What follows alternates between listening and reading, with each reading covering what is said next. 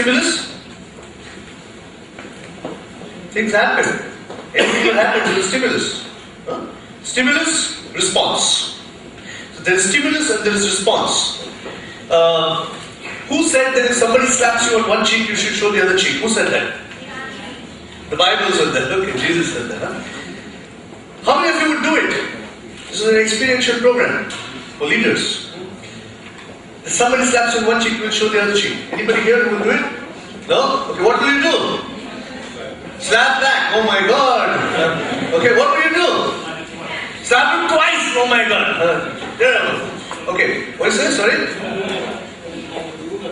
Kick his ass, he said. Okay.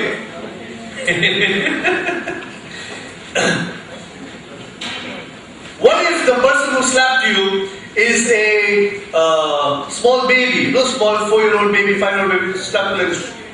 What will you do? Kick his ass? Kiss his ass. Well, kiss the baby. Okay. What would you do? Would you hit him twice? No? Okay, what would you do? Kiss him twice. Okay, good. Formula is the same. Let me just S changes to L. Understand? What if it's a senior person? No? Maybe a father figure, brother figure, just a father, or somebody senior. No? Suppose that person slaps you. What will you do? Tie his hands. Okay, what will you do? Sit back and think. Ask why. Okay? Ask why. So somebody slaps you, excuse me, why? Okay, I'm just joking.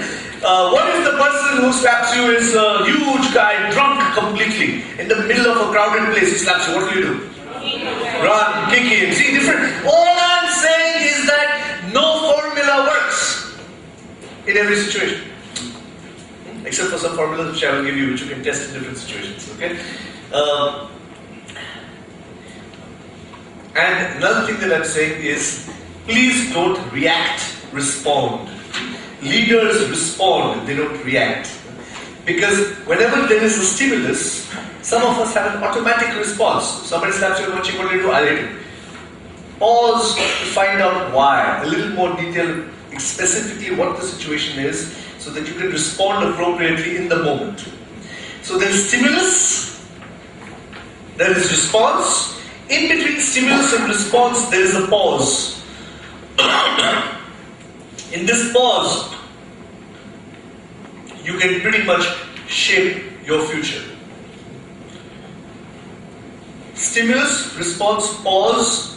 Increase the pause between stimulus and response. You've heard of people say that count to 10 when you get angry. You've heard of that? Have you heard of that? People say, when you get angry, count to 10. One guy told me, I counted to 10, nothing happened. I said, count to 20. Don't get technical about it. The point is very simple. You are increasing the pause between stimulus and response. Why?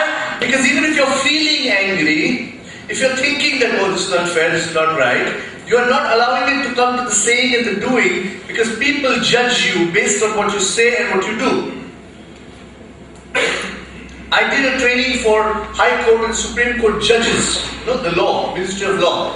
And the senior most judge told me, Avinash, you're right. Because if you feel like killing somebody, we cannot arrest you. If you think about killing somebody, we cannot arrest you. If you want to kill somebody, we cannot arrest you. But if you say it, you can immediately put into prison. If you do it, of course. I am not advocating killing anybody. Just to be clear. All I'm saying is that all of this, before it comes to this, please increase the pause. Alright, are you with me?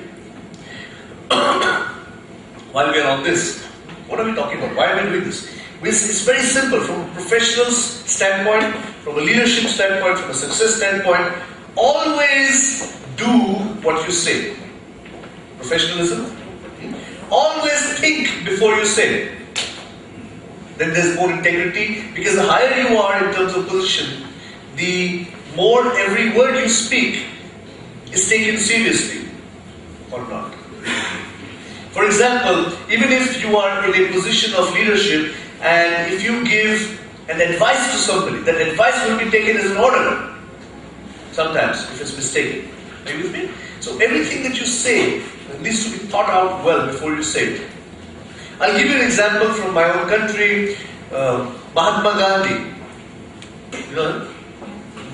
Who was he before he became freedom fighter, the father of the nation in India? Do you know who he was? What was his profession? Lawyer. Lawyer, that's right. South Africa. That's right, in South Africa, very good. Before he actually started this, he was a lawyer and his confidence level was extremely low. I'll give you his own experience in the courtroom, his first experience. And he said, and I quote, "I stood up, but my heart sank into my boots. My head was reeling and I felt as though the whole court was doing likewise. The judge laughed and the lawyers no doubt enjoyed the spectacle, but I was past seeing anything. I sat down and told the agent I could not conduct the case." This was the experience of the same man who later moved millions just with this power of communication. His first experience was so terrible. So how did he overcome it? He said, and I quote in his own words, this is what he said. He said, "This experience has taught me the economy of words."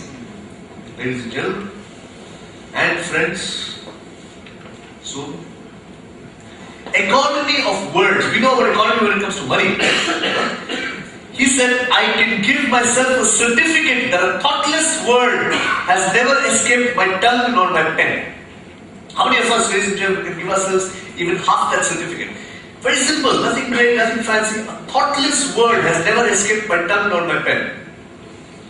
So before talking, I think. Before writing, I think. Before sending the text message, I think. Before sending the email, I think. Because once it's gone, it's gone. And especially the higher you are, the position you are in, once you say something, pulling it back is extremely difficult no matter what you do.